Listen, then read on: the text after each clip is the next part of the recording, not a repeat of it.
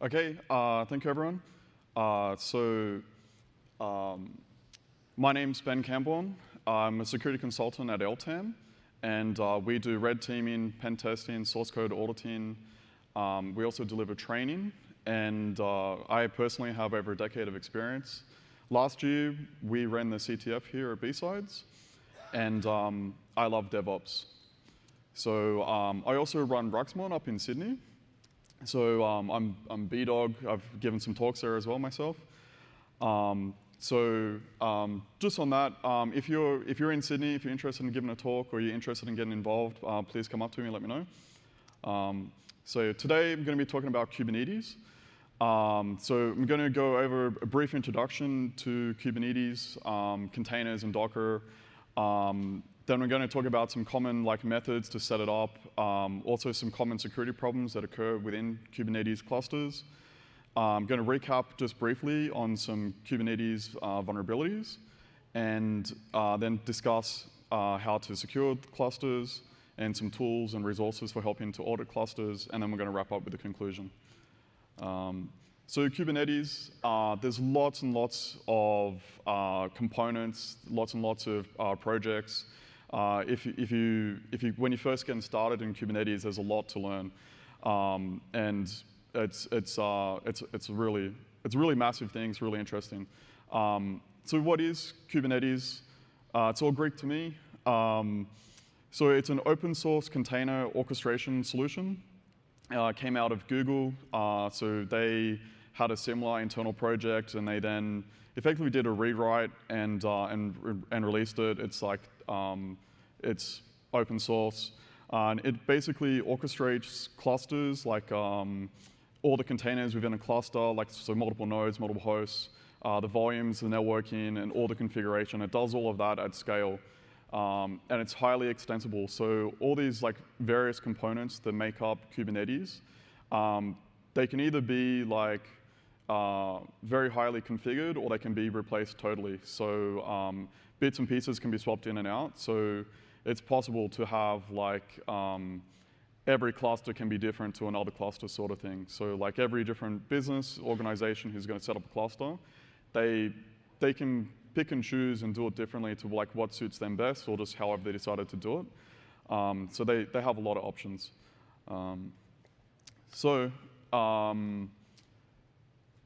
Just talking about containers, talking about Kubernetes, so they have a concept of a pod, and a pod can either be as simple as a single container, or it can be a container and a volume, or it can be multiple containers and volumes, or any sort of combination of these things. And so they will all be scheduled together as a single sort of entity that gets scheduled.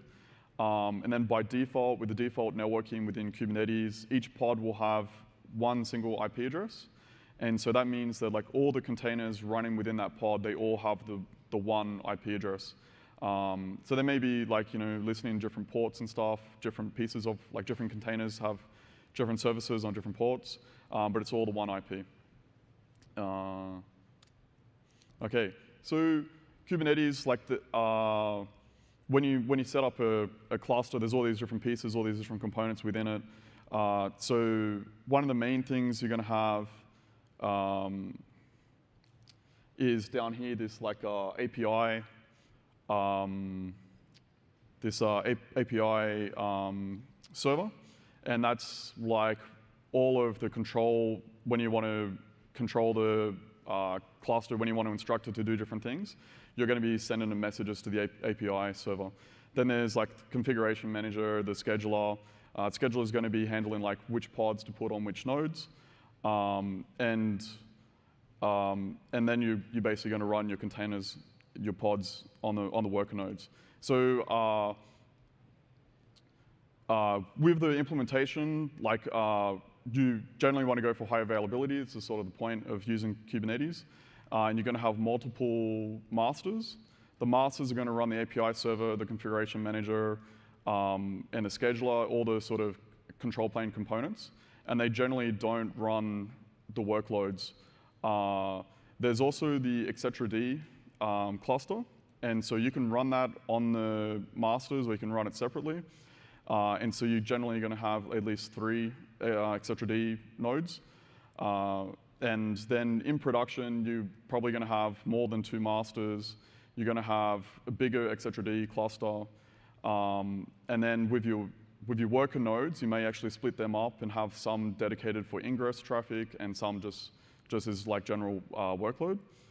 And so with the master nodes, they will be running all of those control plane components, but the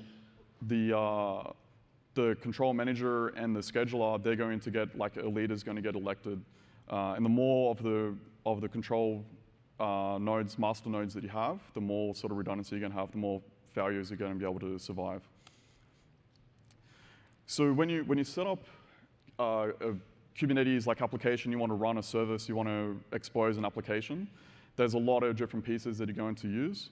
So you're going to have, here on the left, you're going to have, say, like your ingress, you're going to have a service, and that's going to spread the traffic over to the various pods. So you can, Kubernetes, you can tell it, I want to deploy an application, I'm going to have a deployment, I want to have, like, say, 3 instances of my pod, and the service is going to spread that across those pods. And then if a pod dies for some reason, like maybe a whole node dies, then because you instructed Kubernetes to run 3 of these pods, then when for some reason one died, it's going to start another one, and it may start it on another node, it may start it on the same node, and you can control all of this. And then you can also set limits, resource limits, constraints, and you can set up various policies and you can quotas and things like that. So Kubernetes, it's very powerful, it's very flexible. It allows you to run a lot of workloads and just have a lot of good control over them. Also, it's going to manage the configuration. So you can tell your pod, so like just in the center of the diagram here, you can tell your pod, okay, get this configuration, and on the left here, like, get these secrets. And so this is going to be stored in etc.d, and it's going to be made available to the pod. So as a pod gets scheduled, it's going to be able to grab its configuration it needs for its runtime.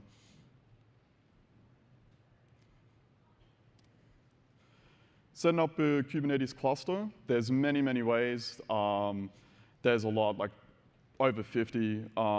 If you go to the Kubernetes documentation, there's like a big page you can scroll through. You can set it up on a local machine. There's a few tools that help you do that. There's a new tool now called K3, and then there's Minikube and a bunch of other tools that will help you set that up. You can set it up hosted. You can set it up on OpenShift from Red Hat. There's also a lot of cloud providers. So Google themselves, they have GKE. You got Amazon, all the big clouds, Amazon, Azure. They all have at least one way to run Kubernetes, if not more, and you can also just deploy it on the cloud yourself. So you could set up your own, say, like EC2 instances and set up a Kubernetes cluster on it. So getting to the meat of the talk now, Kubernetes security. First off, you want to start off with, like, what is your threat model? So you want to think about what it is that you're trying to protect, what it is you're trying to do, who maybe, like, will be an attacker who will be interested in attacking you. And so you need to take this into consideration and actually use this as, like, the whole sort of backbone as to, like, your planning and what sort of actions you take to defend your cluster. And the whole reason you do this is because if you don't, then this sort of thing can happen. You can end up basically having someone being like, oh, this Kubernetes cluster, if I gain control of it, then I can start to schedule my own workloads on it, and I can start to do things like crypto mining. So Tesla, for example, fell victim to this. Tesla had an unauthenticated access to their cluster, which allowed an attacker to come along and basically gain control of the cluster, start to schedule their own workloads, start to do some crypto mining. And it also happened to have their like details for their cloud, so they could start to get access keys into S3 buckets and things like that, and start to also attack the cloud. So it's not a very good thing. This can cost you a lot of money. Your cloud account, if an attacker can run their own workloads within it, then they can tick up a big bill with all the compute and storage and network and et cetera that they're using. So with your threat model, on the defensive side, really what you want is lots and lots and lots of isolation. So the more isolation you can get, the better. So if an attacker manages to break into something, say they break into a container, they compromise a pod, then the less that pod can do, the better for you. So at every sort of level, you want to try to have as much isolation as you can. And that way, you're going to limit the blast radius of a compromise. You're going to contain them, and it all comes back to that principle of least privilege. If your app doesn't need to be able to talk to many things, then don't allow it to talk to many things. That way, if it gets compromised, it can't talk to many things, and it all comes back to that principle effectively.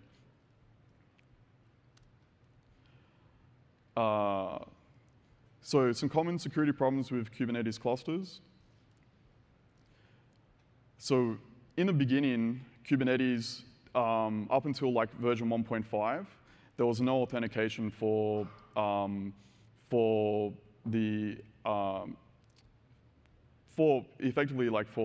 control plane.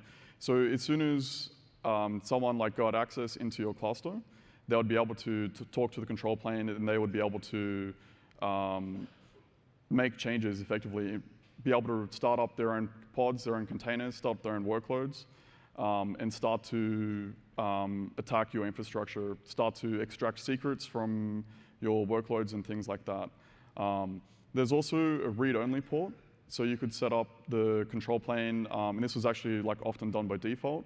They would have a read-only listener set there, and even today, it's depending on how you've set up your cluster, this may still be there on the internal, on the inside of your cluster. So your workloads, containers, and things that are running the pods, they may be able to connect to this read-only listener, and from there they can gather a lot of information. So they can then work out how is your cluster configured, how is it set up, and from that information they can then work out better ways to attack it.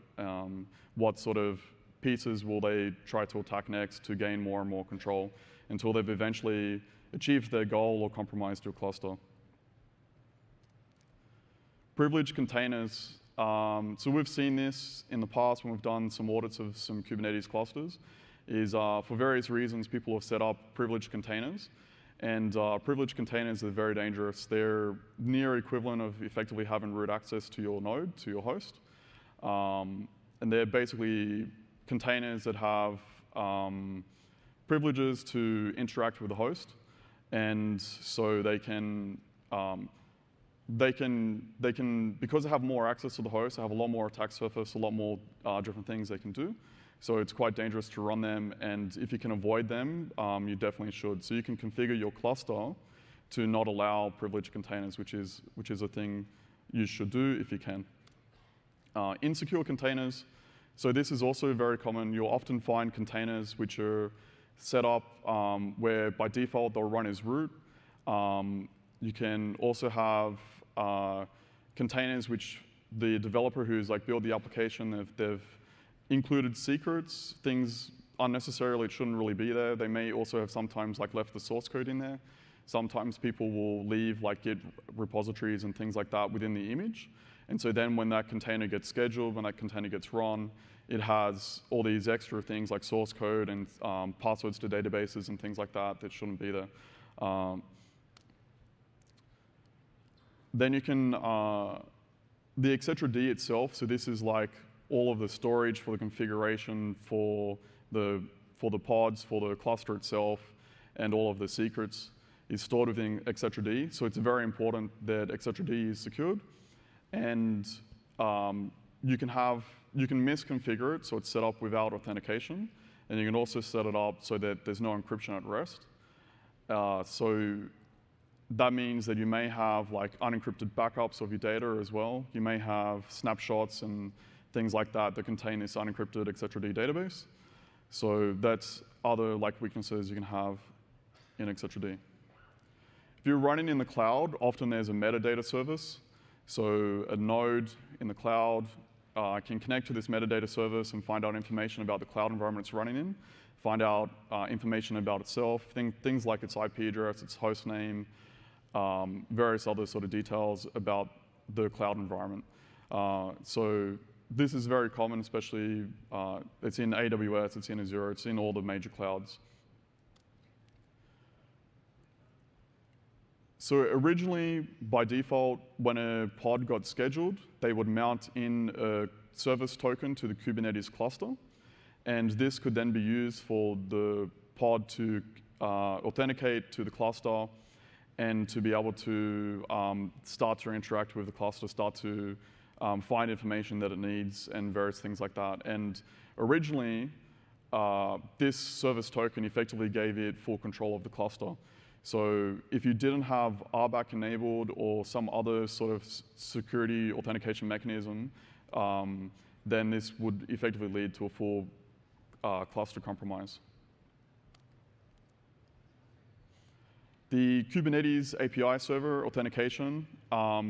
So if you have a listener that's set up without authentication, maybe it's on the inside only, so maybe only like pods can talk to it, things like that, like outsiders can't talk to it. But once a malicious payload is running, if you have an image that's been trojaned, if you have a container that happens to get compromised, they could then talk to this API server. They don't need authentication, and then they can start to make malicious commands. They can start to schedule more pods. They can start to pull down images. They can start to run their own workloads and things like that, mount volumes, etc. Network security, so there's lots and lots of ways to set up the networking within Kubernetes. It's probably the most, probably has like the most alternatives. But by default, all the pods can talk to all the other pods within the whole cluster, and all the pods can talk to all the nodes. So they can talk to the work nodes and they can talk to the master nodes. It's just one big flat network. And by default, like they can all talk to each other, so there's nothing stopping one container that was like, say, running a simple web server from it talking to the database of another pod. Even though they're totally unrelated, they can all talk to each other. Some past vulnerabilities. So the quite interesting vulnerability that came out last year, it was found by the CTO of Rancher. And so this was quite interesting. So basically, on the control plane side of Kubernetes, the various components, like they have full trust. They don't need authentication, and like when they do things, they're the equivalent of root. So this vulnerability, the guy who found it, he worked out that when you make this like proxied request to do with WebSockets, there was this failure to handle failure to properly handle like an exception case, and it would trick the server into connecting to itself and thinking that, well, since it's me, since I'm the server, I have full access. And so an authenticated user could go from having, like with RBAC, they could have not very many privileges at all, like maybe just the ability to look at some information, but not to actually start up their own containers and things like that. They could then effectively become root of the cluster and have full control of the cluster. So that was quite an interesting bug and a good find. And then most recently, there was a vulnerability in runC. So this is not actually a vulnerability within Kubernetes itself, but it's a vulnerability in a component that Kubernetes uses, that it leverages. So runC, it's used to start containers. And there was a vulnerability where you could basically overwrite the runC binary itself on the host. And so that meant that if an attacker had a malicious image, or if they had write access to a container, or if they could exec into a container, then they could overwrite that runC binary, which is running on the host, and it's running as root, and they then basically have root access to that host. once they've got access to one host, then they can start to do that attack again and again to compromise all of the worker nodes. And with root access to the worker nodes, they get a lot more access to the master nodes, and so they can start to try to take over them as well. So how to secure clusters? You want to secure the control plane as much as you can. That's like the whole brains of Kubernetes. You want to harden the worker nodes. This is like where these worker nodes, they're running your pods, they're running your workloads, which you may not have like as much control over them. You may be running a lot of workloads from various developers and things like that. They may not have all put the same level of care into it as you. So you want to harden your worker nodes so that if a pod happens to get compromised or if a pod happens to be malicious, that you're limiting what it can do. Container image security, you're going to want to secure your containers. You're going to want to have good secret management. You really want like as much isolation as you can get. And then you also want to have good monitoring so that when something does go wrong, you detect it and you want that to have alarming. So RBAC I spoke about earlier. So role-based access control. You can configure Kubernetes so that you have different roles, different users, different groups. And you can set it up so that like different people, they can only do just the limited actions that they need to do and nothing more. And so that's generally what you want to do. And this applies like not just to like people, but also to various components. So you can limit what they can do, and that's always a good thing. Pod security policies, PSP. These are quite powerful. You can do quite a lot with these. All these like, there's a lot of different options here, but they can stop privileged containers. They can control like what namespaces containers can use, whether the containers can have access to host networking, whether they can mount various things in the file system, proc mounts, all these various options around volumes and storage. They can also control like whether a container is allowed to run as root. And then Linux capabilities, which is like a way to remove privileges from like the root account. So there's a lot of different capabilities within Linux, and you can also like control like what capabilities a container is allowed to have. And then you can restrict like an administrator who wants to connect to a container. The equivalent of Docker exec. You can stop that. You can like limit that. So a container may be privileged for some reason. Like for some reason, you needed to have this privileged container, and someone, even though you have RBAC and other sort of mechanisms, if they're able to exec into that container, then that may give them the equivalent of root on that node. And so for that reason, you may want to say, well, okay, we have our reasons we need this like privileged container, but we don't want to then allow that as effectively like a backdoor for operators and things like that to be able to escalate onto the host. So we're going to restrict them into remoting. But then that has like other implications, like that may make troubleshooting harder and things like that. Pod security policies can also control the SE Linux context that you give a container. It control the app armor profile, seccomp profile. So seccomp is a way to limit what syscalls a container can make. So you can control that. So you can like really tighten up what a container can do. The less syscalls it has, like the less sort of things it can do. And this is also important because the containers that are running on a node, they're all using the same kernel. So if there's a kernel exploit they can leverage, then they can effectively break out of that container and break into the host. And then all the containers that are running on that host, they can start to interact with, they can start to read. So, if you have limited what syscalls they can call, if they can't call the syscall that has this like vulnerability, then they can't, even though that kernel is vulnerable, they don't have access to it. So it's very good, very powerful mechanism to use. And then you also have the syscontrol profile, which is also changes the settings effectively. So a really useful resource is the Center for Internet Security, CIS. They make many benchmarks of various things, and they make one for Kubernetes. And so this is actually, it's a really good guide. It's quite long. I think it's about like 200 odd pages. And it goes through like all of the options that you can set up in Kubernetes.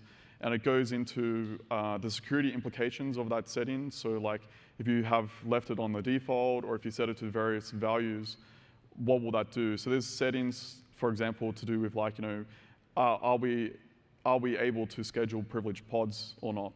And so this will, describe like, why is that a bad thing, and like, why should you set it to a certain value and things like that.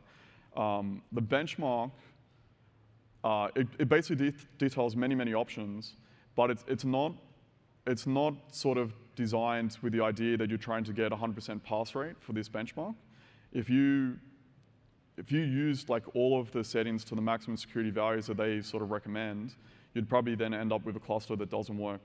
So you have to take it with a grain of salt, read it, like use it as a resource to educate you on points that you may not know, and then make a decision like whether it makes sense to enable this feature or disable it, or like what sort of value to set it to and things like that. There's also a very interesting project called Open Policy Agent, and this is like agnostic. It's not like limited to Kubernetes. You can use it for anything really, and it allows you to do policy as code. So you can use in their own like domain-specific language. You can define your policies. You can say various things like users from this team are allowed to like schedule these sort of pods, or users from this team are allowed to connect to these sort of resources, and various things like that. And within Kubernetes, you can set up some emission controllers that will then talk to OPA and run through your rules. And so anytime like someone's like trying to say, for example, schedule a pod, then with OPA, you can be like, well, who's trying to do it? Like, where are they from? Like, what time of day is it? Or any sort of like rules you want to make up, and then implement that and have that sort of control. So it allows you to implement your own business rules. And the nice thing about it is because it's like independent, you can use it not just in Kubernetes, but you can use it in other things as well. So like other parts of like your CI/CD pipeline and your various like DevOps tools. You can set up service meshes. So I spoke about earlier how the networking within Kubernetes by default is very flat. You can get service meshes, or there's other networking mechanisms you can use. But one service mesh that I quite like is Istio. It's also another project out of Google originally. There's several others. Istio is my personal favorite. It allows you to set up network security policies. So you can then restrict the network communication that pods can make, restrict them from being able to talk to other pods, other containers, restrict them from being able to talk egress out to the internet, restrict ingress into your cluster, restrict them being able to talk to the control plane and various other things. You don't have to set up Istio like just for your cluster. It can be like it can govern like more than your cluster, or you can set it up so it's like pretty much just controlling all of the traffic within your cluster and in and out of your cluster. It's very flexible and very powerful. So CPUs, they have so we've had like virtual machines, we've got containers. There's also secure enclaves. So there's Intel SGX, and there's AMD has their equivalent SEV. And these are like computing environments that like even root on the host, like even like kernel in the host operating system can't like peer inside to that secure container and interact, like read its memory or write its memory and spy on it and things like that. And it's actually possible to spin up Kubernetes containers, Docker containers, and et cetera, leveraging these secure enclaves. So there's a couple of interesting projects. There's one called Graphene and Project Golem, and they allow you to effectively quite easily spin up a container that's going to be running in this secure enclave, and that's going to protect it from the host itself. So if you happen to be running payloads, running workloads in your cluster, and your cluster, say like one of the weaker containers got compromised, and they managed to elevate and get access into the host, and they then started to look at like what else is running on this host, they won't be able to actually peer inside these secure enclaves. And so that's given you another level of protection, another level of isolation. Tools for auditing. So one tool that's quite good is Kubebench. It's by a company called Aqua Security. And they've got a couple of tools. One is Kubebench, and Kubebench uses that CIS benchmark that I mentioned earlier. And you can run it on your master nodes, and you can run it on your worker nodes, and it's going to go through, and it's going to look at like what processes are running, like what sort of arguments do they have, look at the config, and basically work out like whether it thinks that you meet or don't meet the various items within that benchmark. So this is like roughly what it looks like. So if you, in this example, they have allowed privilege, which is allowing privileged containers, and so that's a fail. And so it's just going through, it's just taking a look at like what parameters do the processes have basically, and whether it meets or does not meet the benchmark. Another tool by the same company, Aqua Security, is KubeHunter. It's a similar tool to Kubebench. You run it against your master nodes, run it against your worker nodes, and it's going to again like tell you what sort of like misconfigurations and like security settings are or are not there. And another interesting tool is amicontained. It's by Genuine Tools, and amicontained, you run it. So you can spin it up. It's a container effectively. So you can spin it up like using Docker, or you can spin it up using your Kubernetes cluster, and it's going to evaluate its runtime. It's going to take a look at does it think it's running in Docker? Does it think it's running in Kubernetes? What container runtime engine does it think is being used? Because there's not just Docker. There's others. There's ones like Rocket, etc.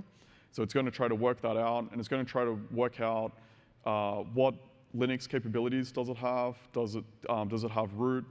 And what sort of like syscalls can it make? Is there any sort of seccomp filtering? Is there any AppArmor security profiles or SE Linux profiles, contexts, and things like that? So it's going to sort of like do a bit of investigation and try to work out those sort of things.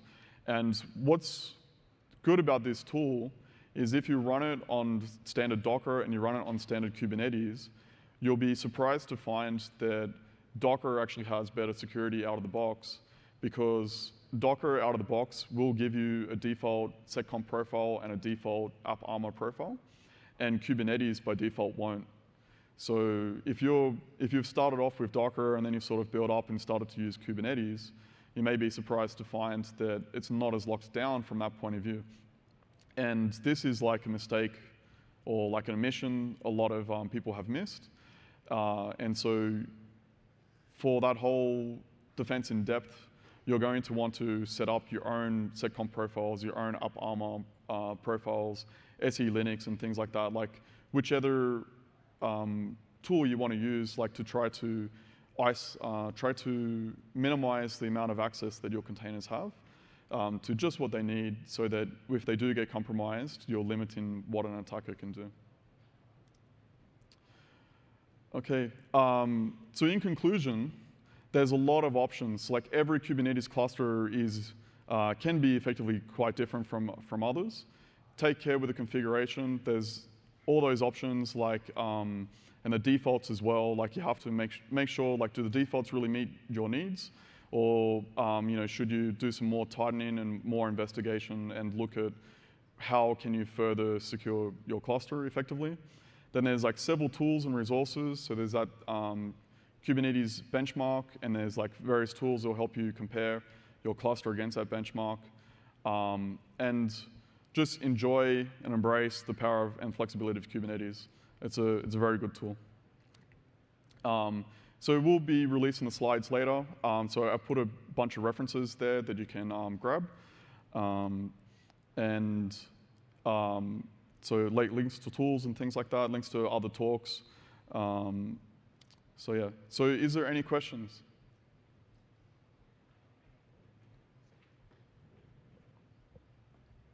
I see we've got a runner going to a question at the back. I can see the hands.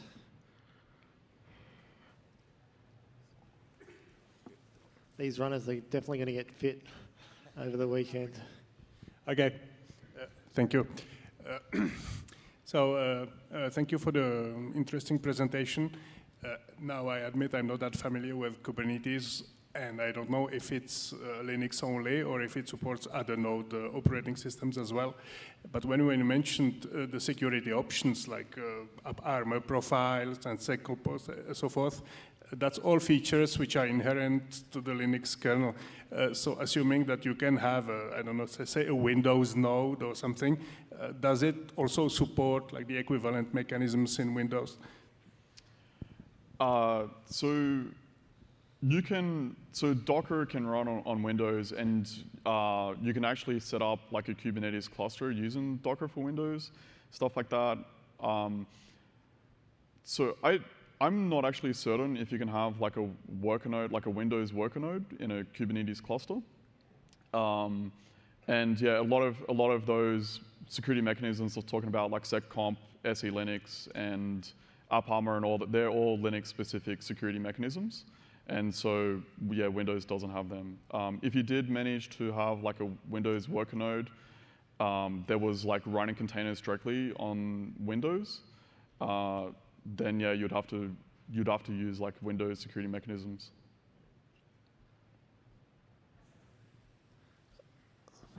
There's a question just next to that. Yep, you got him. Sorry, there's a question over on this side over here. Over here. Do you want me to go? Okay. So do you have any experience with people migrating from Apache Mesos to Kubernetes? Because from my observation, a lot of the security controls that Kubernetes applies, Mesos doesn't. It just deals with the scheduling and resource handling. Yeah, I don't have a lot of experience at Apache Mesos. So yeah, and I haven't experienced people migrating from that to Kubernetes.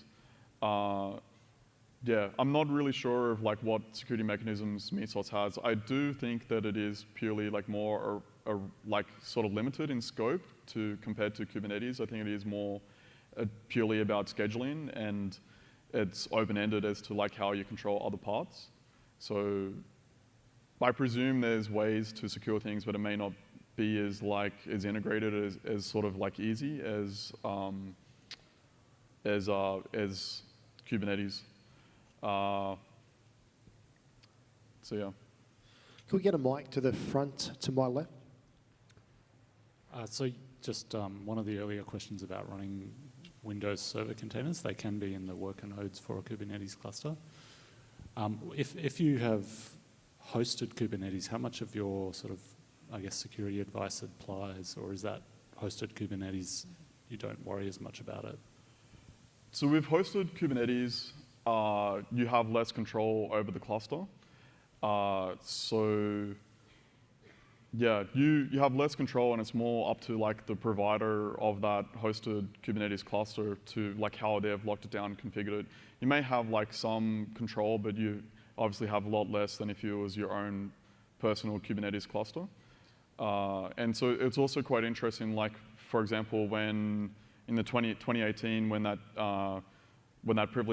elevation of privilege vulnerability came out, you could see the public cloud clusters being upgraded. So it took them, I think, took AWS, I think, roughly 48 hours. So there's like trade-offs. If you use a cloud Kubernetes cluster, they've set it up and they're managing it for you. So you're basically outsourcing a bunch of your activities. You don't have to care about it. You don't have to sort of like work on that part. But you then just have less flexibility. You have less control over it. Question over here. Hi, thanks for the presentation. I had a quick question about general app security when developing applications communities. So usually when you talk about general app security, you also think about things like transport layer security and access management within the application itself. What's your opinion on putting TLS on containers that are deployed as within clusters?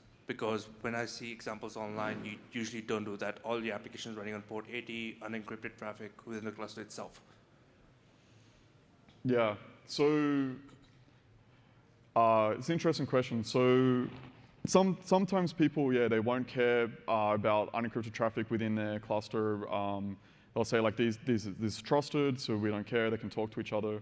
I personally feel that as long as you've like restricted it down so that, say for example, a web application needs to talk to a database, really only that container should be able to talk to that database container and not like any container, not any pod. So I'd want to like limit that so that you're not just trusting like all of the inside of your cluster, all the inside of a node. You're really only trusting one container to another container, which are meant to talk to each other. I personally would also have encryption. I sort of feel like why not? And computing's relatively cheap. So like there's small overheads, but you may have performance reasons and things like that, or you may want to be able to snoop on the traffic or things like that. So there's like some trade-offs. So you need to sort of consider what is best for your use case. With tools like Istio, you can make sure that all the containers are doing encryption to each other and things like that. So that's one of the reasons why I like and effectively recommend Istio. Do we have any more questions in the audience? Well, let's thank Ben for a great presentation.